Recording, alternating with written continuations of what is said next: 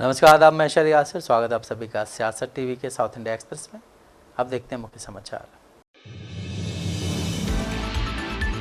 तेलंगाना के मुख्यमंत्री रेवंत रेड्डी ने अगली राष्ट्रीय जनगणना के साथ जातीय जनगणना कराने के केंद्र के फैसले की पहले तारीफ की। इसके बाद उन्होंने आरोप लगाया कि केंद्र सरकार ने फैसला विपक्ष के दबाव में लिया है। उनका कहना है कि तेलंगाना सरकार को गर्व है कि ओबीसी सशक्तिकरण के लिए उसके कदम ने देश को प्रेरित किया है। सीएम रेवंत रेड्डी ने कहा है कि दबाव में आकर आज केंद्र सरकार ने यह फैसला लिया है। हम इस मुद्दे पर राजनीति नहीं करेंगे। हम प्रधानमंत्री मोदी के नेतृत्व में इस फैसले का स्वागत करते हैं। कांग्रेस सरकार बनते ही जनगणना में हम जाति गणना करके दिखाए।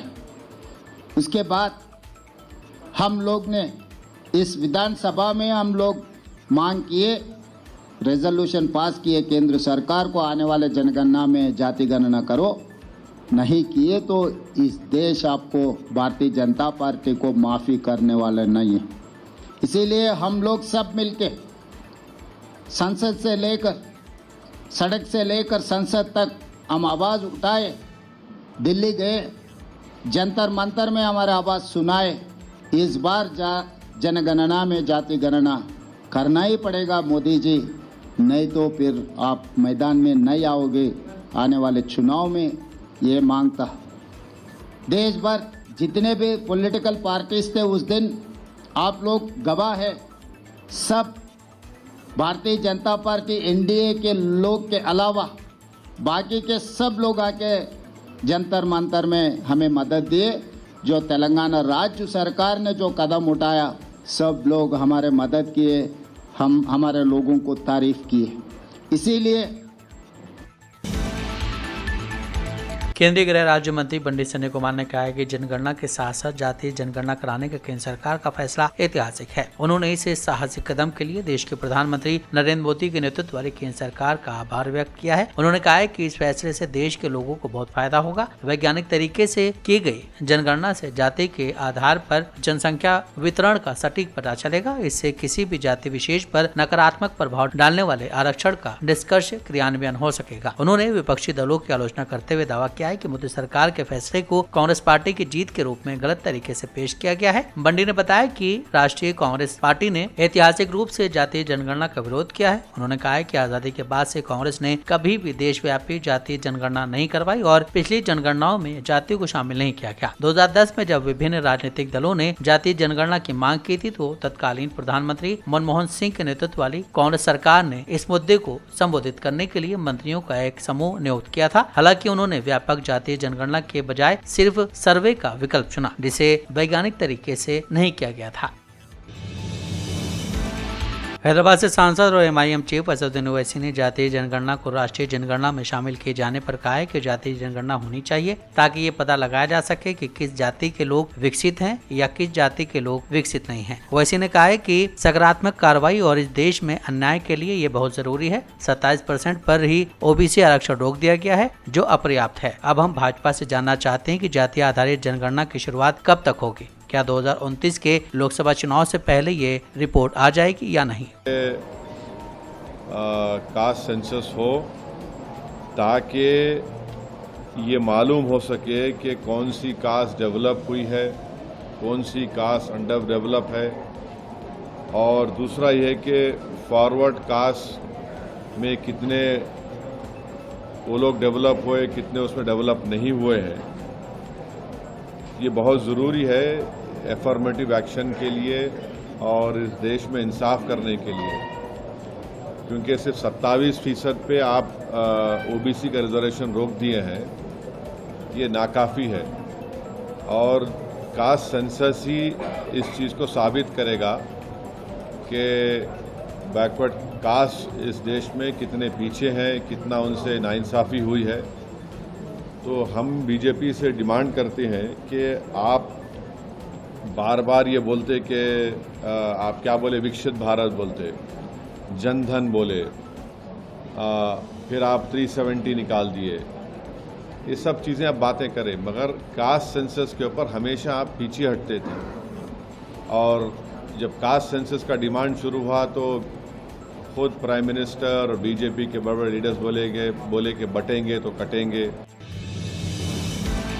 तेलंगाना भाजपा ने चिंता जताई है कि राज्य सरकार लाखों छात्रों के भविष्य को खतरे में डाल रही, क्योंकि कई राज्य विश्वविद्यालयों ने अभी तक अपनी साल के अंत की परीक्षाएं आयोजित नहीं की हैं। मीडिया को संबोधित करते हुए भाजपा के प्रदेश प्रवक्ता रानी रुद्रम्मा ने कहा है कि पिछले 15 महीने से तेलंगाना के मुख्यमंत्री रेवंत रेड्डी शिक्षा और गृह विभाग दोनों की व्यक्तिगत रूप से देखभाल कर रहे हैं। हालांकि इस अवधि के दौरान शिक्षा विभाग की एक भी समीक्षा न करना गंभीर लापरवाही को दर्शाता है। उन्होंने कहा है कि लाखों छात्रों का भविष्य इस समय खतरे में है, क्योंकि काकतीय, सातवाहन, पलामुरू, तेलंगाना और महात्मा गांधी विश्वविद्यालयों में डिग्री परीक्षाएं अभी तक नहीं हुई हैं। रुद्रम्मा ने इन यूनिवर्सिटीज में डिग्री परीक्षाओं में हो रही देरी के बारे में मुख्यमंत्री से स्पष्टीकरण मांगा। उन्होंने बताया कि डिग्री परीक्षाएं कई बार स्थगित की जा चुकी हैं।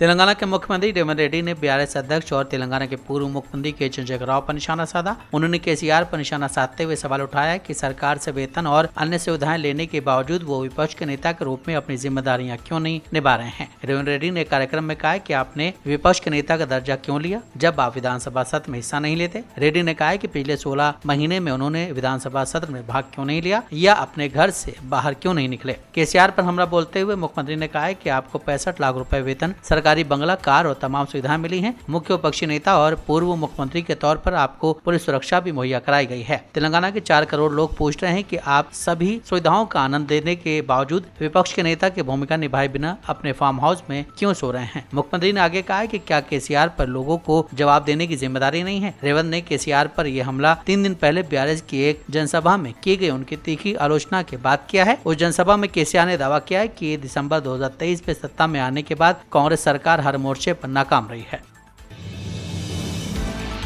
मंगलहाट पुलिस ने कुशामहल विधायक टी राजा सिंह के कार्यालय में फर्श पर लगे झंडे हटा दिए। राजा सिंह ने इस महीने की शुरुआत में पहलगाम हत्याकांड के विरोध में अपने कार्यालय के प्रवेश द्वार पर 3 झंडे चिपकाए थे। सूचना पर कार्रवाई करते हुए पुलिस कार्यालय पहुंची और तुरंत उन्हें हटा दिया। हालांकि हैदराबाद पुलिस ने सिंह के दावे को खारिज करते हुए कहा कि हटाए गए झंडे पाकिस्तान के राष्ट्रीय झंडे नहीं थे। उन्होंने कहा कि ये कृत्य सार्वजनिक व्यवस्था के दिशा निर्देशों का उल्लंघन करता प्रतीत होता है। राजा सिंह ने दावा किया कि झंडे पाकिस्तान के राष्ट्रीय झंडे थे और उन्होंने उनसे गूगल और अन्य सर्च इंजन के माध्यम से पाकिस्तान के झंडों के डिजाइन की पुष्टि करने का आग्रह किया। राजा सिंह ने तर्क दिया कि जबकि पाकिस्तानी स्थानीय लोग कथित तौर पर भारतीय झंडों का अपमान करते हैं, पुलिस उन्हें अपना विरोध दर्ज करने से रोक रही है। झंडे हटाने के बाद पुलिस परिसर से चली गई। ऑल इंडिया मुस्लिम पसलवा बोर्ड के आदेश पर देश भर में वक्फ संशोधन अधिनियम के खिलाफ आंदोलन और प्रदर्शन किए जा रहे हैं। वहीं ऑल इंडिया मुस्लिम पसलवा बोर्ड ने वक्फ कानून के खिलाफ बत्ती गुल अभियान चलाने का ऐलान किया था, जिसका असर देश के कई शहरों में दिखाई दिया। लोगों ने रात 9 बजे से 9:15 तक अपने अपने घरों की बत्तियां बंद कर विरोध दर्ज कराया। वहीं MIM सुप्रीमो और हैदराबाद के सांसद असदुद्दीन ओवैसी ने भी ऐलान किया था कि वो 30 अप्रैल को लाइट बंद करो अभियान चलाएंगे। अपने घर पर विरोध प्रदर्शन में भाग लेने वाले हैदराबाद के सांसद ने कहा कि आंदोलन सफल रहा, साथ ही इसमें शामिल सभी लोगों को धन्यवाद भी किया। उन्होंने कहा कि लोगों ने विरोध प्रदर्शन के तहत रात 9 बजे से 9:15 के बीच 15 मिनट के लिए लाइट बंद की। इस विरोध प्रदर्शन का उद्देश्य देश के प्रधानमंत्री नरेंद्र मोदी के नेतृत्व वाली सरकार को ये संदेश देना है कि ये अधिनियम केवल वक्फ बोर्ड को नष्ट कर देगा। पूरे लोगों ने बिला लिहाज मज़हब मिल्लत इसका साथ दिया है, मैं उनका शुक्रिया अदा करता हूँ। और इस प्रोटेस्ट करने का एक ही मकसद है कि हम नरेंद्र मोदी गवर्नमेंट को ये पैगाम देना चाहते हैं, ये मैसेज देना चाहते हैं कि आपने जो वक्फ अमेंडमेंट एक्ट 2025 बनाया है वो वक्फ बोर्ड के मफाद में नहीं है, वो वक्फ बोर्ड को बर्बाद करता है, वक्फ की प्रॉपर्टीज़ को ख़त्म करता है और ना उससे कोई रेवेन्यू में इजाफा होने वाला है। तो ये हमारा प्रोटेस्ट इसीलिए था और क्योंकि जो कानून बनाया गया वो अनकॉन्स्टिट्यूशनल है, हमारे संविधान के फंडामेंटल राइट्स के आर्टिकल 14, 15, 25, 26 और 29 का ग्रेव वायलेशन है। इसीलिए ये प्रोटेस्ट कॉल दिया गया है। आइंदा 1-2 हफ्ते के बाद ह्यूमन चेन का भी प्रोटेस्ट होगा, राउंड टेबल कॉन्फ्रेंस होंगी। तो ये हमारा प्रोटेस्ट उस वक्त तक चलता रहेगा जब तक नरेंद्र मोदी की हुकूमत इस बिल को वापस नहीं लेगी। मैं आप तमाम का शुक्रिया अदा करता हूँ जिन्होंने इस बत्ती गुल प्रोग्राम में हिस्सा लिया। हैदराबाद आईएमडी ने आने वाले हफ्ते में गरज के साथ हल्की से तेज बारिश का अनुमान लगाया है, जिससे चिलचिलाती गर्मी से काफी राहत मिलेगी। हाल ही में हुई बेमौसम बारिश ने राहत तो दी, लेकिन इसका राज्य के कृषि क्षेत्र पर भी प्रतिकूल प्रभाव पड़ा, जिससे किसानों की आजीविका प्रभावित हुई। विभाग ने कई जिलों जयशंकर, भूपल्ली, मुलुगु, भदाद्री, कोटागुडेम, खम्मम, नलगोंडा, सूर्यापेट, महबूबाबाद, वारंगल, हनुमनकोंडा, जनगांव, सिद्दीपेट, यदाद्री, भुवनगिरी, रंगारेड्डी और हैदराबाद में 4 मई तक गरज के साथ बारिश और 30 से 40 किलोमीटर प्रति घंटे की रफ्तार से तेज हवाएं चलने का येलो अलर्ट जारी किया है। अलर्ट के अंतर्गत आने वाले अन्य जिलों में मिर्चल, मरकाजगिरी, विकाराबाद, महबूबनगर, नागर कुर्नूल, वनपर्थी, नारायणपेट, जोगलम्बा, गुडवाल, आदिलाबाद, कुमराम भीम, आसिफाबाद, मंचेरियल, निर्मल, निजामाबाद, जगतियाल, राजन्ना सिलसिला, करीमनगर और पेड्डापल्ली शामिल हैं। महाराष्ट्र के नागपुर में राष्ट्रीय स्वयंसेवक संघ के पूर्व सरकार वाहक भैयाजी जोशी ने कहा है कि हमने न राम को देखा न भगवान श्री कृष्ण को, ऐसे में रामलीला में मंचन करना आसान होता है। उनके बारे में जो भी कहा गया वो सत्य है। क्या हुआ ऐसा हमारे मन में कोई शक नहीं हुआ है, पर हमने ये सब वास्तविकता में नहीं देखा है। उन्होंने एक सांस्कृतिक कार्यक्रम के आयोजन में ये बात कही है। उन्होंने कहा है कि कभी कभी मैं सोचता हूँ कि रामायण और महाभारत का मंचन करना बहुत आसान है। किसी ने भी राम और कृष्ण को नहीं देखा। उनके बारे में जो भी कहा गया वो सत्य है। क्या है ऐसा, क्या हुआ है या नहीं, इसको लेकर हमारे मन में ये शक नहीं होता है, पर इसे होते हुए भी हमने देखा नहीं है। भैयाजी जोशी ने नागपुर में संघ गंगा के 3 भागीरथ के मंचन के दौरान ये बात कही। संघ के पहले 3 संस्थापकों के ऊपर ये नाटक आधारित है। भैयाजी जोशी ने कहा है कि संघ के 3 भागीरथों को लोगों ने देखा है, 2 भागीरथों को तो हमने देखा है। यही बात हम करेंगे। इन महापुरुषों ने जो गंगा लाई उसको रोकने का साहस, बाधा खड़े करने का साहस किसी के हाथ में नहीं है।